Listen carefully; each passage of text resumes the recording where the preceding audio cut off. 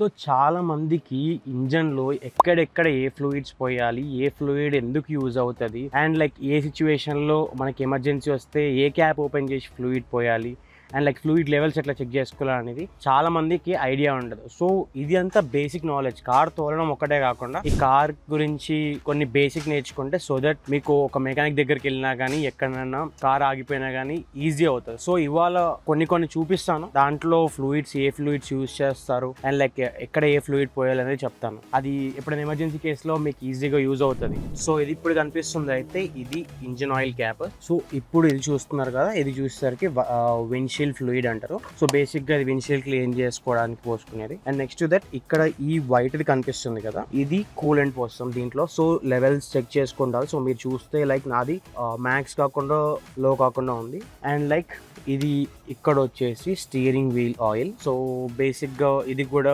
Max లోనే ఉంది నాకు. And next to that and basic thing వచ్చేసి ఆయిల్ లెవెల్ ఎంత ఉందనేది చెక్ చేసుకోవడానికి ఈ డిప్ స్టిక్ యూజ్ చేస్తాము. సో బేసిక్ గా ఈ డిప్ స్టిక్ ని ఇట్లా పుల్ చేసుకొని ఇప్పుడు కనిపిస్తున్నాయి కదా, ఈ 2 డోర్స్ కి మధ్యలో ఉండాలి. ఇది నాకు కొంచెం ఇప్పుడు ఇట్లా ఉంది. ఇది క్లీన్ చేసి పెట్టిన తర్వాత చూపిస్తాను ఒకసారి. So you can see that ఇప్పుడు డిప్ స్టిక్ ని క్లీన్ చేసిన. సో ఇప్పుడు దీంట్లో చెక్ చేద్దాం పెట్టేసి.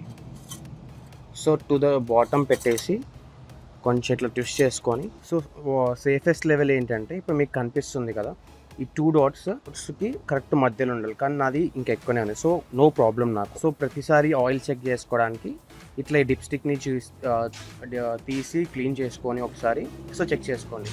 అండ్ లైక్ ఆయిల్ ప్యూరిటీ కూడా ఇట్లా మనం ఒకసారి ఇట్లా చూసాం కదా, ఆయిల్ లెక్కనే కనిపిస్తుంది. కొంచెం నల్లగా అట్లా కనిపిస్తే మాత్రం ఆయిల్ చేంజ్ చేసుకోవడానికి ఇండికేషన్ అది.